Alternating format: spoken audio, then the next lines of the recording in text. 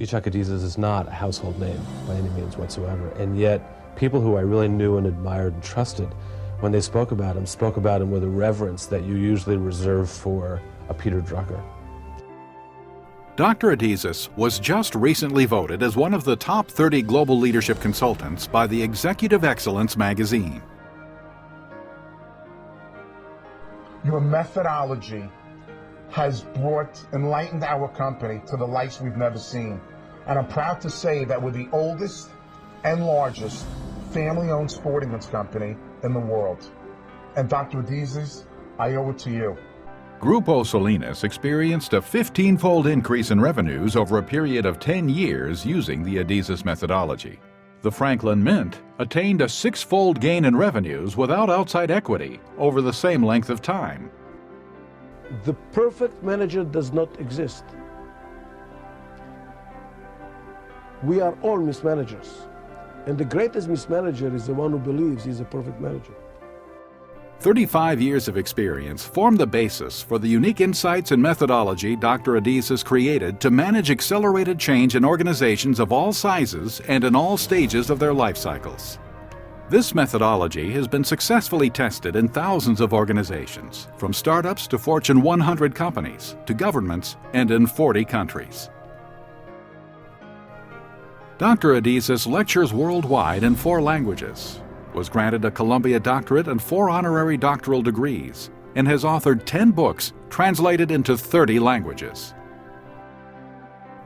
It is now possible to experience 33 of his lectures with the Top Leaf DVDs.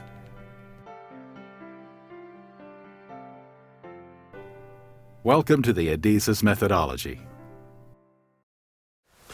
Good day.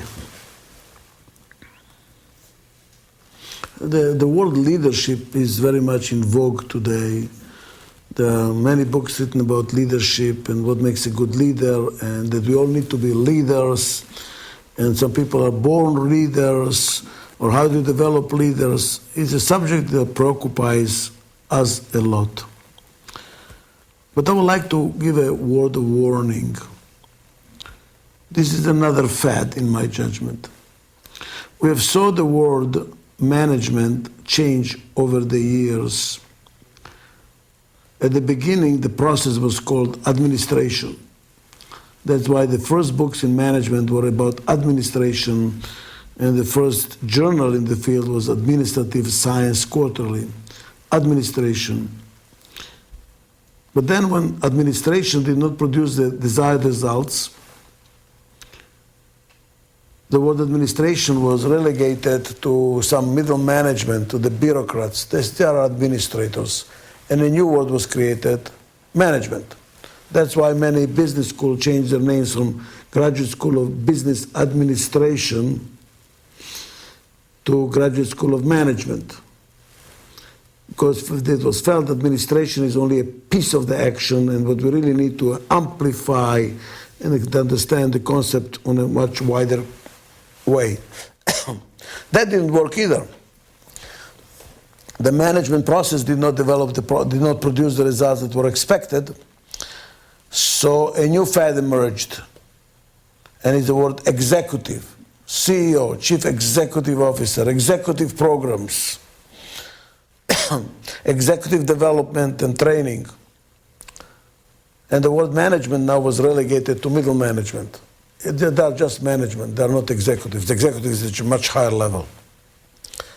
The word have changed, you see. Now the word executive is not doing very well either, is it? So now the new word is emerged, leadership. What we really need is leadership.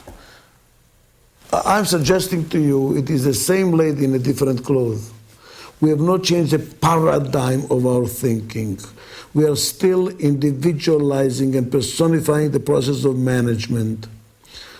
And we believe that by changing the name and amplifying the concept, we are actually changing the phenomena. If we are not. Whether it's an administrator, a manager, executive, or a leader, the paradigm is still staying the same, and that's why it will not work. And what is not working? The expectation that a single individual can manage anything. It's difficult being a single parent. We need a complementary team in our marriage in order to raise our children healthy. Same thing is true for an organization. You need a complementary team. The outstanding leader, manager, executive, prime minister, spouse, parent, child does not exist. There is nothing perfect. If anything is perfect, don't hold your breath. It's only for a short term. Everything, because of change, has strengths and weaknesses. Everything has some faults somewhere. That is natural. That is normal. Nobody can be outstanding on every subject, in every situation, forever. Even God admits making mistakes. If you know the Old Testament, God has brought a flood, killed everyone, a whole civilization, because they were wrong people. They were not righteous. He left only Noah to survive. He brought the flood for 40 days. And then God was thinking. You see, a time, 40 days to think. And he said, it's not going to work. I can't kill them every 2-3 generations. It's not going to work. So I bring to myself, every time it rains, now please realize God is worried that he might be forgetful. Isn't that interesting? He brings a rainbow to remind himself to stop the flood, because it's not going to work. In a sense, he's admitting, I made a mistake. It's not going to work. It does not work. So who is this righteous person that is always right, that is impeccable, never makes a mistake? That's too much to expect, is it? Every human being has their strengths and their weaknesses. But the managerial job, the job of leading an organization, the job of making an organization to be effective and efficient in short and long run, to be healthy, is far too complicated for any single individual to do. So what do we need? We need a complementary team. I already said it in another segment. Look at whom did you marry? You married a complementary team. You fell in love with your own weaknesses that come as a strength in the other person. But that means what? That we are different. We think differently. And some segments in this program tell you how those differences work and what to do about it.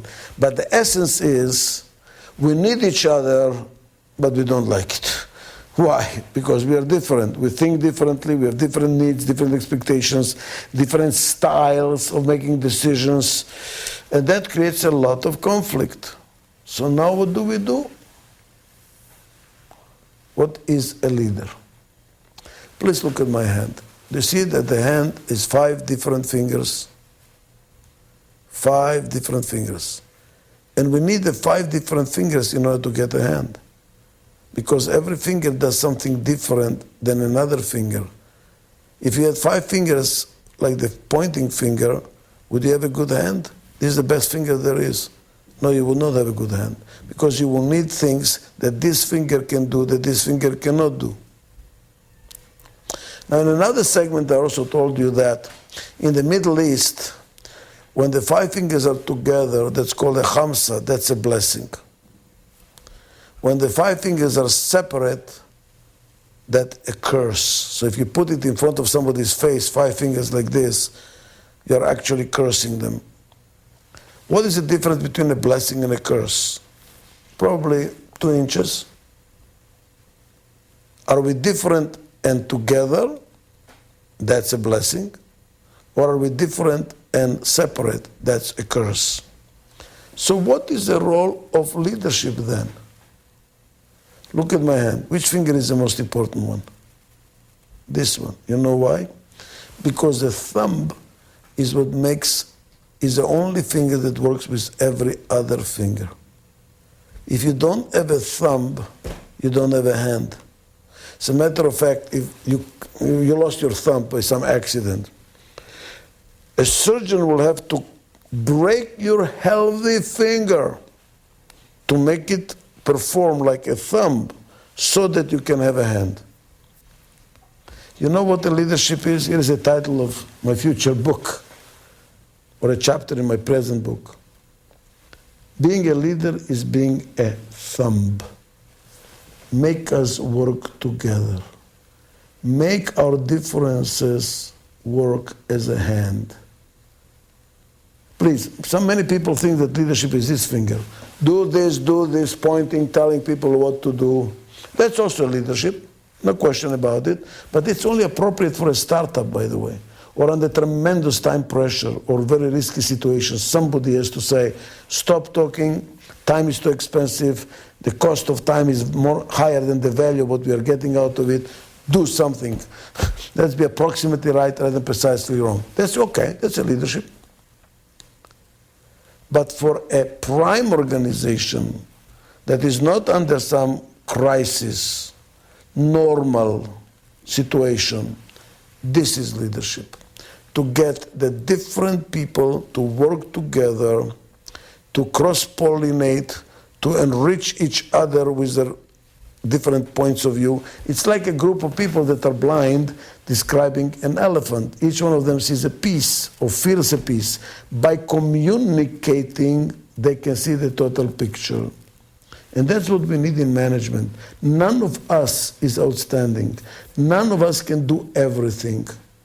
What we really need is to work with each other, to complement each other. Then the totality is stronger than the parts. How does a leader do that? How does a leader do that? How do you make the differences work together? What I found out is what makes a difference between constructive and destructive conflict. Why some conflicts end up in a I can't stand you anymore syndrome. I can't work with you. It's very destructive. It robs us of energy. We cannot handle it anymore. And why, in another situation, a conflict is really growthful. You feel invigorated, energized. You learn something. You're appreciative of the difference. You appreciate what you learn. There is even a Zen expression that says, if all people think alike, none of them is thinking too hard. When you walk into a meeting and everybody says, I agree. Nobody's thinking too hard. When do you start thinking? When people disagree with you. You know, some ethnic groups are extremely smart, but pay attention to what's happening in the ethnic groups. They constantly challenge each other. They constantly disagree with each other. Jewish people is one of them. They never agree on anything.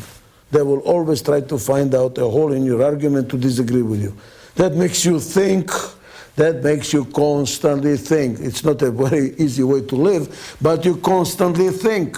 You constantly move your wheels. When people disagree, they think harder.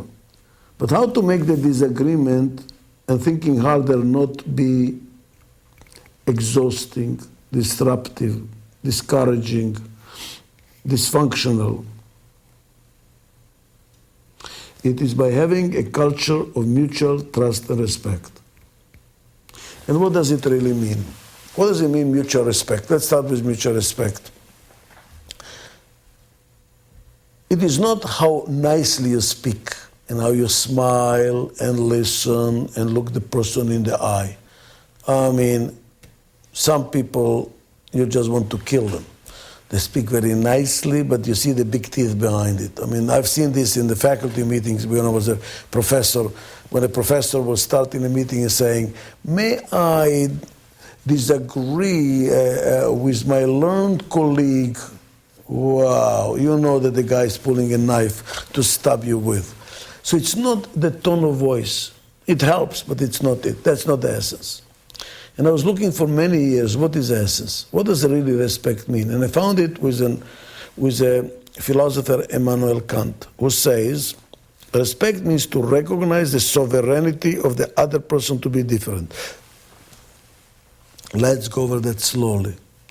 To recognize the sovereignty, what does it mean? Undeniable right of the other person to think differently. When do we show disrespect to somebody? when we say, how can you think like that? How can you say that? It's unbelievable. This is idiotic. This is totally inappropriate. What are you really saying to the other person? Don't you dare to think differently. You must think like me. That's showing disrespect. Respect means to accept the other person as a right to think differently. It doesn't mean you have to agree with them, but you give them space to think differently. That's respect. That's respect. And what is trust? Trust is not synonymous with respect. Most people think, oh, it is one and the same. It isn't. Trust is when you believe, you have faith that the other person has your interest at heart. You trust those people that have your interest. When you share interest, when there is common interest. That's why with a person you trust, you can turn your back to them. Why can you turn your back to them? Because since we share the same interest, if they stab you, they actually stab themselves. That's why you can trust them. They have your interest in heart. That's why they're not going to hurt you, because hurting you is hurting themselves. I trust people that share my interests. I respect people I learn from. If two people think alike or identically, one of them is unnecessary. Talk to yourself. What do you need the other person for? So what is a leader? A leader has to make the different fingers work together, like a hand. A leader has to make differences work synergistically.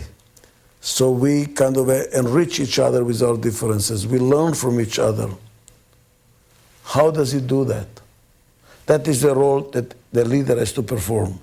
And how does he or she do it? By creating and nurturing a culture of mutual trust and respect. That's how you raise your children too. The children are different. How do you make a family out of different styles? You and your spouse are different. The children are different. This can be a mess, can it not be? How do you make a family out of it? There must be mutual trust and respect. We must respect our differences, and we must share the common interest as a family. And the same thing is true for a company. And may I suggest to you the same thing is true for a country. If you are a prime minister, that's the most important thing you have to work on. How to create a culture in your country where mutual trust and respect dominates. Because when the trust and respect is gone, that's when the dysfunctionality, the conflicts are enormous, and the country gets stymied or even disappears as a country. Thank you very much. To learn about the Adizes methodology of management beyond the top leaf recorded lecture you've just seen, we encourage you to use one of the Adizes programs, publications, and/or worldwide consulting services. These provide proven paths to obtaining deeper knowledge and breadth of the Adizes methodology. One way to learn more is by joining a Top Leaf Leadership Forum group. The group meets in peer-to-peer learning sessions, where they discuss how to apply the concepts from the recorded lectures the group has viewed, and then in subsequent sessions share their experiences and learn from each other. It is a hands-on experience under the guidance of a trained Adizes certified facilitator that can also be delivered by video conferencing. Your group can be within your company, or you can join a peer group representing multiple companies. In between group sessions, participants use our online learning system, where they can access their manuals, engage in online discussions with their peers, and research our digital books library. One lecture from each module can be purchased and viewed online. Certified facilitators buy an annual license to use Top Leaf in training programs. License files are delivered on a rental iPod video. Our curriculum is also available in Spanish. As with all programs and services from the Adizes Institute, Top Leaf is available in several languages. Top Leaf groups are today being facilitated in foreign countries with the use of video conferencing by multilingual Adizes facilitators directly from our headquarters. With the Top Leaf, which I joined almost a year ago, I had a big benefit from it. Really helped me in managing my companies. Always at the forefront in techniques and technology, the Adizes Institute continues to be placed at the top of the lists that distinguish and reward for excellence. Recently, it was ranked in the top 10 Best in Leadership Development.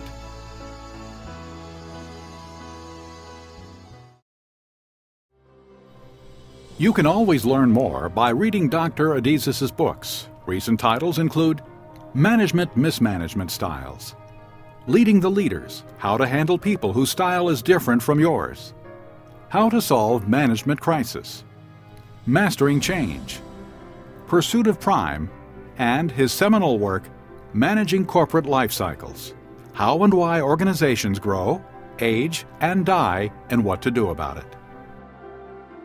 Dr. Adizes' books are available in 30 languages. Everyone now gets access to the digital versions of the books.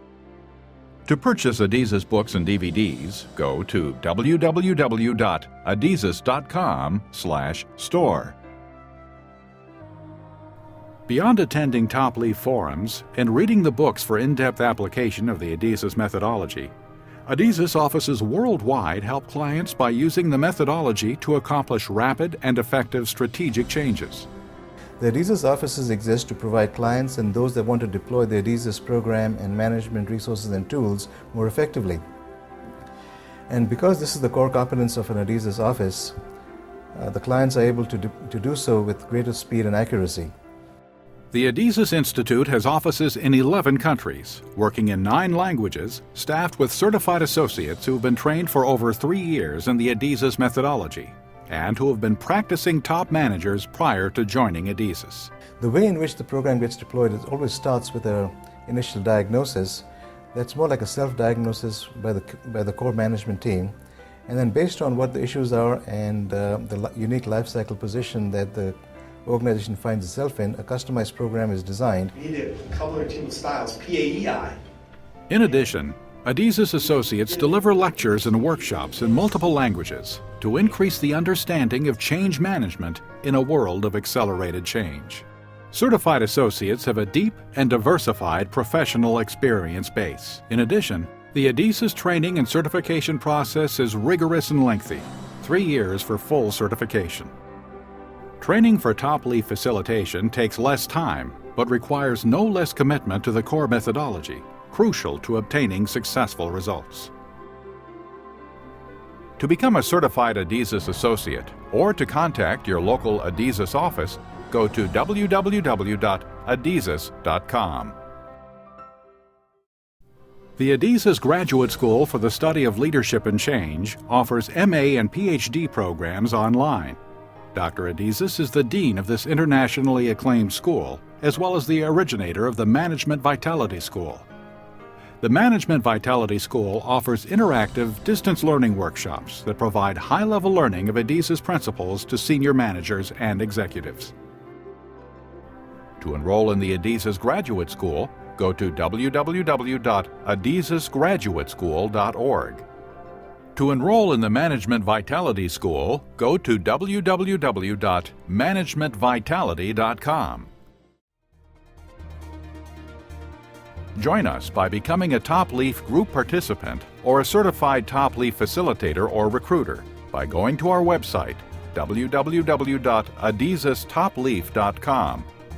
To enroll in the Adizes Graduate School, go to www.adizesgraduateschool.org.